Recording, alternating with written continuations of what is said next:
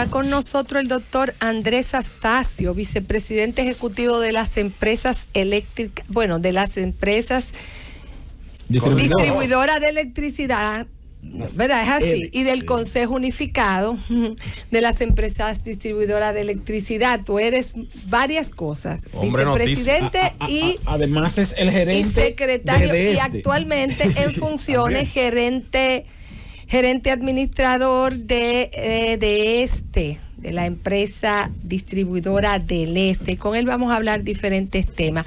De mi parte quisiera saber, Andrés, en qué está la querella que ustedes radicaron contra los ex administradores de las empresas y del vicepresidente ejecutivo pasado, el señor Rubén Bichara. Ya hace varios meses que presentaron la querella, antes habían presentado la denuncia y queremos saber qué suerte ha tenido en el Ministerio Público. Bueno, Susana, con relación a ese tema, tú sabes que yo procuro ser bastante escueto con eso, porque ya está, al estar apoderado el Ministerio Público, ya es el ente que dirige la investigación, y de hecho esto está en fase de investigación por parte del Ministerio Público. Una cosa que nos ha pedido el Ministerio Público es que dividiéramos la querella por una cuestión de economía procesal, porque había uno de los imputados, una de las personas que nosotros señalamos ya era imputado en otro proceso por el mismo Ministerio Público, y ya nos pidieron que lo dividiéramos y que nos integráramos a ese proceso. Y con relación a las otras personas mencionadas, entendemos que está en investigación. Ustedes saben que la investigación de un proceso penal está revestida de confidencialidad. De igual manera, yo no menciono nombres para preservar la presunción de inocencia, que también nosotros como administración respetamos a carta cabal. Entonces, pero sí, ahora mismo está en fase de investigación, y el Ministerio Público, por una cuestión de criterio de oportunidad procesal, nos pidió que lo dividiéramos para integrarlo, esos hechos fuesen integrados a otro proceso que ellos estaban siguiendo. Andrés, este fin de semana se espera, de domingo y lunes, otro fenómeno climático. ¿Está el país preparado? ¿Y qué se puede esperar a nivel de electricidad y de servicio para este fin de semana? Nosotros estamos preparados, estamos abastecidos, nos abastecimos con tiempo para poder enfrentar estos fenómenos. Este es el mes, y estos 60 días, agosto y septiembre, son los meses más intensos en todos los años en el Atlántico con relación a los fenómenos atmosféricos. Estamos dándole seguimiento a todos los comités de contingencia de las empresas distribuidoras, están activos en este momento. Le damos seguimiento cercano a los partes meteorológicos, y estamos ahora mismo tratando de tomar acciones preventivas, como por ejemplo intensificar aún más la poda de árboles, porque una de las cosas de los problemas que tuvimos este miércoles fue la gran cantidad de árboles que cayeron sobre las líneas eléctricas.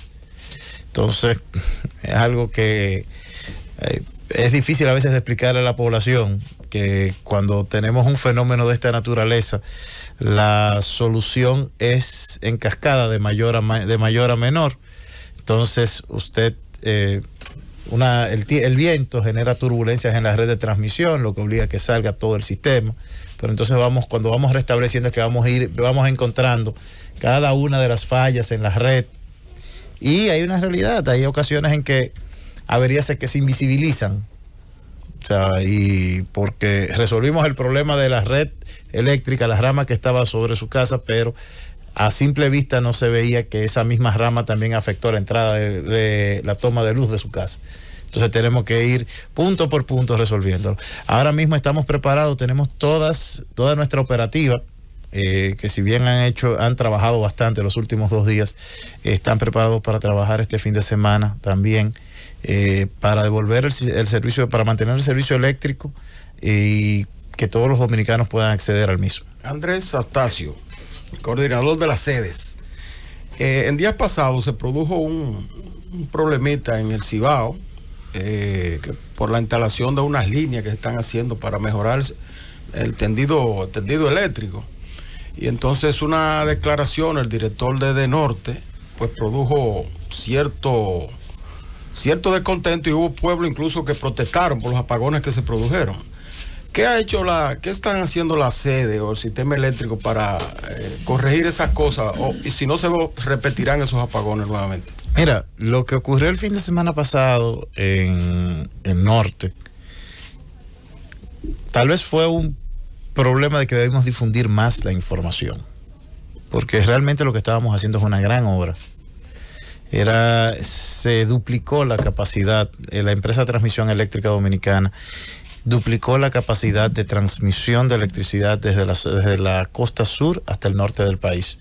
Como ustedes sabrán, la mayor parte de la generación eléctrica en República Dominicana la tenemos instalada en la costa sur, y en el norte solamente tenemos instalado ahora mismo en operación, tenemos 2 centrales, que son la central de La Vega y la central de Pimentel, ya que la central de San Felipe está ahora mismo no está casi prácticamente desmantelada. La de Puerto Plata. La de Puerto Plata. Las 2 centrales de Puerto Plata no están en funcionamiento en este momento. Y lo que tenemos también es unas cuantas, la mayor parte del parque hidroeléctrico del país. Toda la capacidad instalada en el norte es alrededor de 500 megavatios. Pero la demanda en el norte, en horas pico, meses de calor como este, sobrepasa los 700. Lo que significa que el norte nosotros no podemos operarlo como un sistema aislado en determinadas situaciones. Entonces, ¿qué hemos hecho con esto? Con esta ampliación de la capacidad de la línea de 345, ahora nosotros podemos exportar desde el sur hacia el norte 800 megavatios. Anteriormente solamente podíamos exportar 400. De igual manera, se interconectó la subestación más grande del país, que es la subestación de Bonao 3. En esa subestación, que es la única que tiene los 3 niveles de tensión más altos, los 3 de altos niveles de transmisión en el país, que los conjuga, que son 138 kilovoltios, 230 y 345. Podemos también derivar la energía, por ejemplo, para operaciones tan importantes como la Barrick-Gold o Falcon Bridge, sin que esto afecte el suministro y el voltaje en la zona del Cibao Central y sobre todo la zona nordeste del país, que es una de las zonas que lamentablemente donde tenemos que enfocarnos más para mejorar la calidad del servicio, porque todos sabemos que tenemos una sola línea, que es la línea que va desde Canabacoa a Santiago y llega prácticamente hasta Las Galeras. Entonces, cuando vamos llegando a la cola del circuito, vamos perdiendo voltaje. Estos trabajos nos ayudan a mejorar el voltaje y la calidad del servicio en todo el Cibao. Ahora bien, sí, para realizar esos trabajos, como ustedes entenderán, es imposible trabajar a niveles de tensión tan altos. No es seguro para las personas. Entonces, hubo que desconectar la línea de 345 y se limitó la capacidad de exportación de energía del sur al norte, y no podíamos suplir toda la energía, sobre todo en horas pico, por lo cual hubo deslastres de energía en las noches, sobre todo entre los periodos entre 7 a 12 de la noche. Andrés, ¿ya esos trabajos se terminaron entonces? Esos trabajos están terminados, gracias a Dios, y ahora mismo tenemos mayor capacidad para suministrar energía en el norte. Y creo que los niveles de voltaje y los niveles de falla en esta semana han disminuido notablemente. Los informes que recibo constantemente dan cuenta que podemos suministrar ahora mismo el 99% de la demanda de la región. Andrés, está circulando informe, con base en los datos del informe que publica la antigua Corporación Dominicana de Empresas Eléctricas Estatales, el informe de desempeño de las distribuidoras. Las EDE promediaron unas pérdidas en enero de este año de 41.6% en conjunto, y luego la bajaron en febrero a 33.1%. Sin embargo, de febrero hacia mayo han ido aumentando otra vez las pérdidas y se ubican alrededor de un 39.8% en mayo.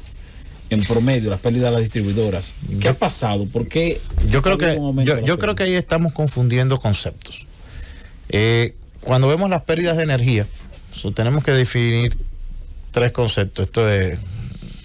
A mí no me gustan mucho estos indicadores porque no reflejan muy bien las realidades de las empresas. Pero bueno, son los indicadores usuales que históricamente se han manejado. Una cosa son las pérdidas de energía. Las pérdidas de energía hoy de las empresas distribuidoras son alrededor del 32.8% consolidadas. Tenemos una empresa que es Edenorte, por ejemplo, que tiene pérdidas de energía relativamente bajas para la región. O sea, estamos hablando de pérdidas de un 23%, Edesur está rondando un 24-25% cuando hacemos un rolling average. Pérdida de energía está refiriéndose a la energía que se coloca en redes y que no se factura. Exacto, sí. Esa correlación. Sí, 32.8%. 32.8%. O sea que, básicamente, sin embargo, está luego lo que tiene que ver con la energía que se factura y en los niveles entonces, de cobranza. Que en los niveles, entonces, los porcentajes de las cobranzas. Exacto. Entonces ahora vamos a la siguiente fase, porque cuando hablamos de en enero un 41%, no, usted lo que me está diciendo es la diferencia de el CRI total, el recobro de energía total contra el recobro de energía que entró a caja. En el mes de enero puntualmente hubo una situación, y es una situación contable que se da todos los años, que es que lamentablemente por cuestión presupuestaria el principal cliente que tienen las empresas distribuidoras es el gobierno, y el libramiento normalmente en enero entra a principios de febrero, y nosotros por responsabilidad imputamos los pagos para tratar de mantener la transparencia de nuestros libros contables. Imputamos los pagos en el momento en que efectivamente los recibimos, no en el momento en que se devenga la obligación. Esto es para sencillamente una cuestión de transparencia. Entonces sí, por eso usted ve que hubo una baja en la cobrabilidad en enero, que baja a un 89%. Y eso es lo que le da ese del que usted me menciona. Ahora bien, a partir de ahí, hoy día las pérdidas de electricidad andan un 32%. La cobranza del mes de julio fue un 102% en las tres empresas. En el mes de julio. En el mes de julio. Pero en el mes de junio, en mayo, junio. En el mes de junio fue un 98%. 98%. Bueno, podemos verlo acá. O sea que han aumentado las cobranzas. Sí, el índice de la cobrabilidad ha aumentado de manera sostenida en los últimos 12 meses, alrededor de medio punto porcentual mensualmente. Y el proceso. Perdón, Andrés, tú hablas índice de cobro, pero de las pérdidas. Entonces, el tema de pérdidas, exacto, ahí tenemos que otro indicador. El otro indicador, sí, nosotros reconocemos, cuando nosotros recibimos la empresa, las pérdidas rondaban un 33%. ¿Por qué? Y nosotros tomamos una decisión que, desde el punto de vista de pérdidas, viendo el indicador frío, la incrementa, que es que nosotros decidimos no discriminar ciudadanos y decidimos que todos los ciudadanos tenían derecho a tener acceso a la energía 24 horas. Una de las formas más fáciles de reducir pérdidas son los famosos programas de gestión de demanda. En el pasado siempre se había utilizado este programa de gestión de demanda como mecanismo de reducir las pérdidas, pero a su vez de reducir la calidad de vida de los ciudadanos. Rondaba un 15% ese mecanismo en el pasado. Sí. Hoy día es cero. Es cero. Está suministrándose el 98 o 100%. El promedio es entre el 98, es un 98% de la electricidad. O sea, un 2% de gestión de demanda. No de gestión de demanda. Esos 2% normalmente son los mantenimientos, las averías. No están gestionando. Nosotros no gestionamos. ¿Y EDESTE cómo están las pérdidas? Mira, en EDESTE, en este mes puntual, quedamos literalmente en 49.99%. Es una labor difícil. Tenemos que entender, EDESTE las recibimos con pérdida de 54% en el mismo mes. Hace un año. ¿Y cómo va? Pero cuando te promedia, discúlpame, sí, ya para no salir del tema, cuando ustedes encontraron la pérdida en 33%, hoy día están en 32.8%, o sea que como quiera no se han logrado, se ha mantenido en niveles prácticamente iguales los niveles de pérdida, aun cuando han suministrado más energía. De hecho, le hemos bajado un poquito suministrando más energía. Y ten presente algo, cuando tú suministras más energía, tú estás poniendo más energía en los sectores donde menos presencia tienes. Sí, sí. O sea, en los sectores donde tus pérdidas son más altas, porque no nos engañemos. O sea, hay sectores donde las pérdidas son 98%. O sea, sectores que son de bajos ingresos. ¿Qué estamos haciendo para mejorar eso? Porque no es solamente decir, no, yo tengo un sector que no me paga. No. ¿Cómo vamos a hacer que las personas hagan un uso racional de esa electricidad y que la paguen en la medida de sus posibilidades? Porque también como Estado nosotros tenemos que tener claro que hay un porcentaje de la población que hay que proteger.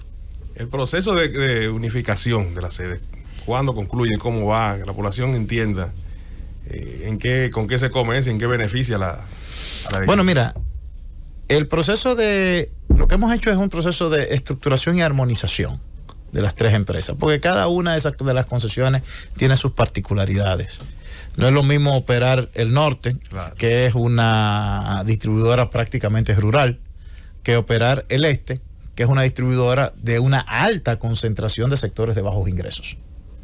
No es lo mismo y hay que respetar esas particularidades, pero sí hemos armonizado aquellas operaciones transversales. Por ejemplo, ahora mismo estamos haciendo la primera compra consolidada dentro del marco de la ley 340-06 de la historia de nuestro país. Es decir, las 3 empresas distribuidoras están haciendo un solo proceso de adquisición para todos.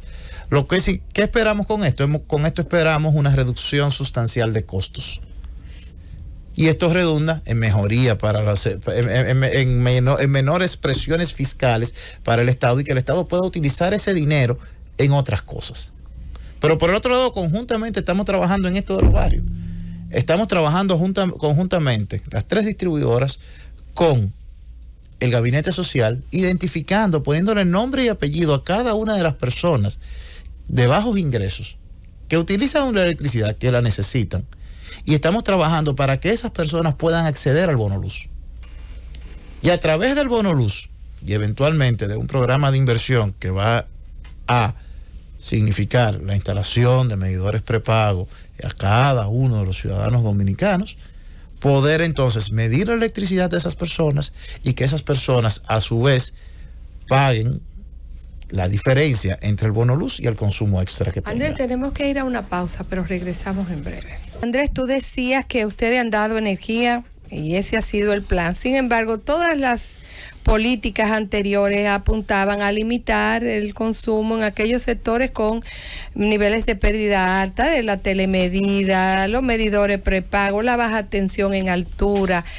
¿Cómo ustedes entienden que van a disuadir a aquellos usuarios, vamos a decirle así, de energía que no están incorporados al ciclo comercial? Mira aquí enganchamos con lo que le estaba diciendo hace un rato.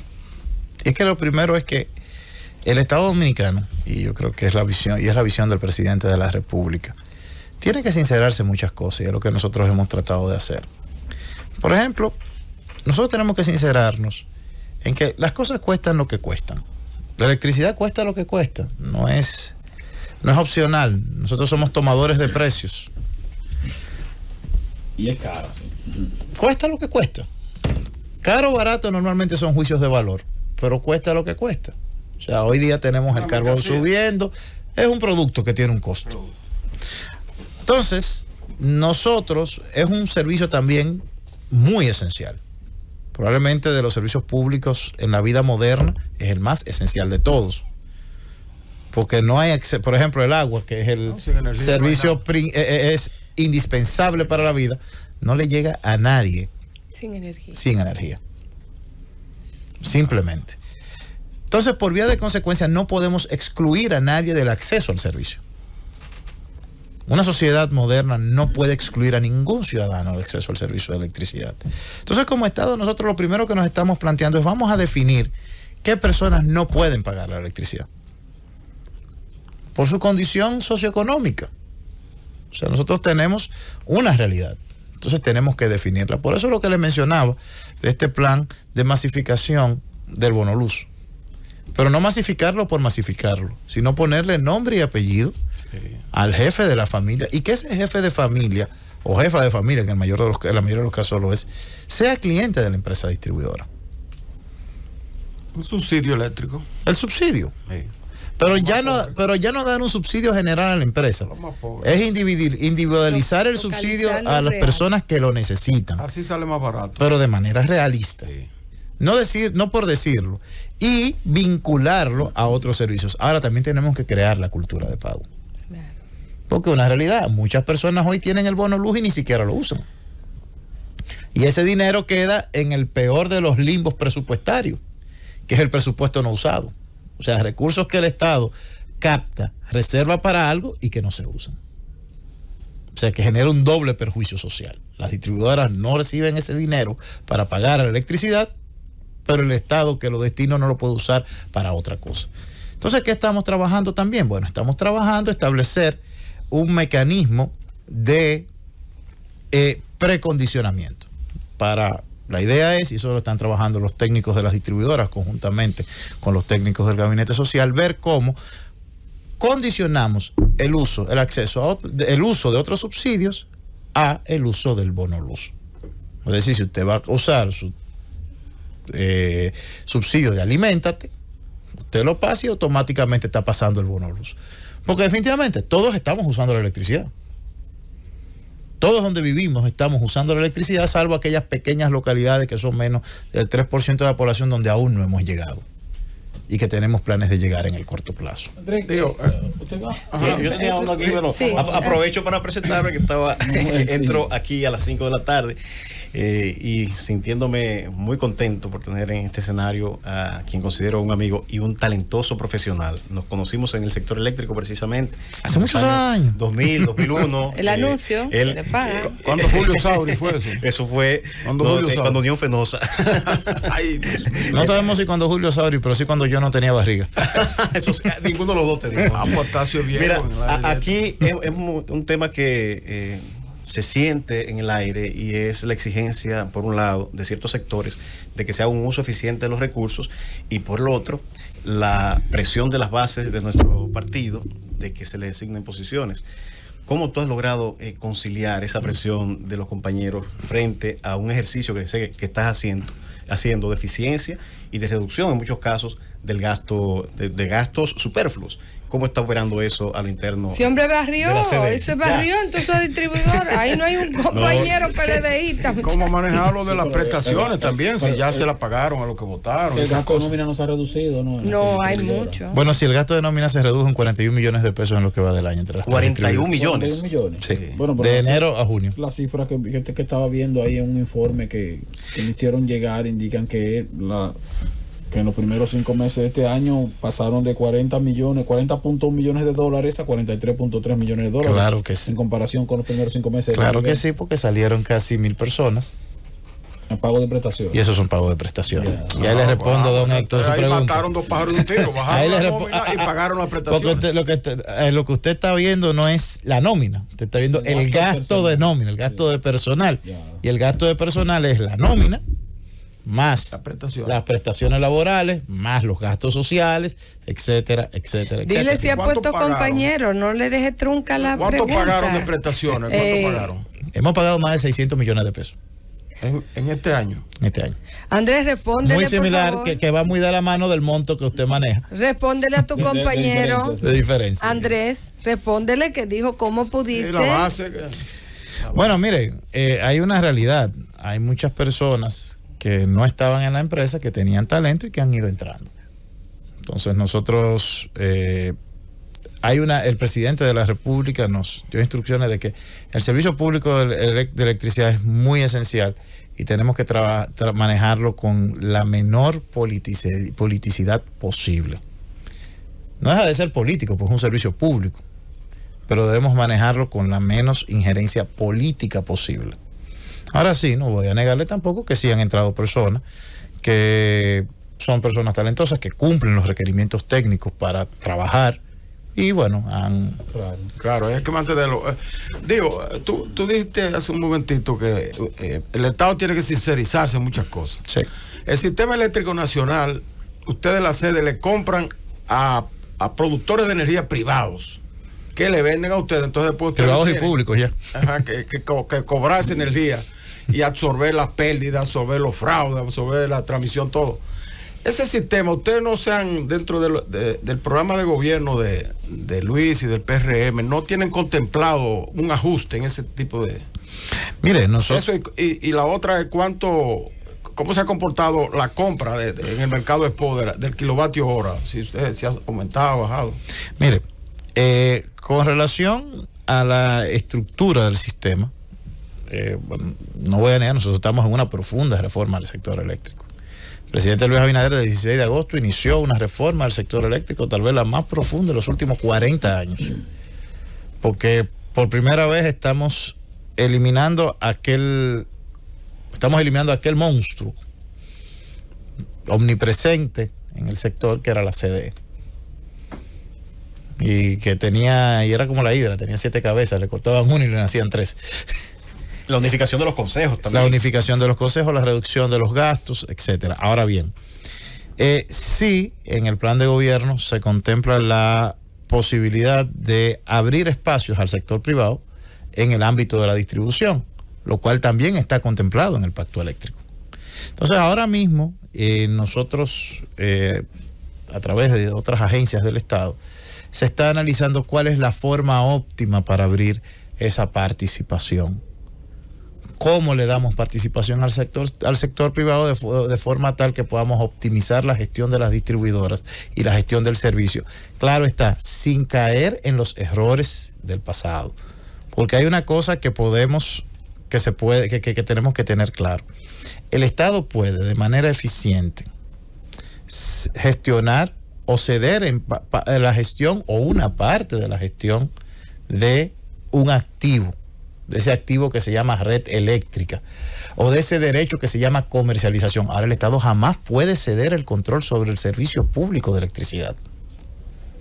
En ese orden. Quería una pregunta breve, ya la última, Susana, que es sobre el traspaso de contratos, Andrés, con la desaparición de CDE, que es la titular de los contratos de generación, que se van a traspasar a la distribuidora. ¿En qué está ese proceso? En términos jurídicos, eso como que pudiera ser medio complejo.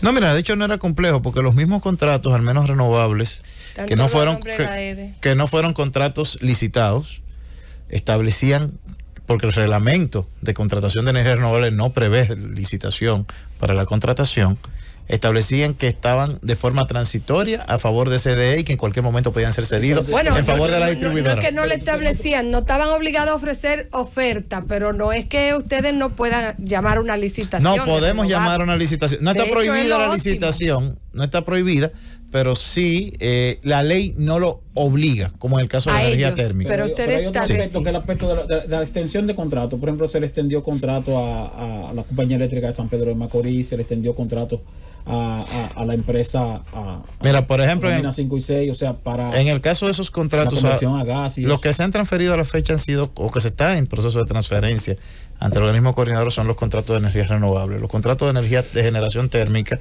específicamente CESPEN y los Minas 5 y 6, ahora mismo se está conversando con esas empresas. En el caso específico de otra planta convertida, que era Quisqueya, esa fue transferida, el contrato fue hecho directamente con las distribuidoras. Gracias, Andrés, se nos quedaron muchos temas, así que no te haga tanto de rogar, no has quedado mal varias invitaciones. Yo sé que tienes muchas cosas que Discúlpenme por ello, aunque yo pido muchas disculpas en estos días, pero no me queda de otra que decir la verdad. En este paso te preguntamos, no cuestionamos. Exactamente, te preguntamos. Aquí no, y entendemos. Un debate. Hemos conversado con Andrés Astacio, vicepresidente ejecutivo de las empresas eléctricas distribuidoras de electricidad y secretario del Consejo Unificado de la Empresa Distribuidora de Electricidad y actualmente administrador gerente general de EDESTE.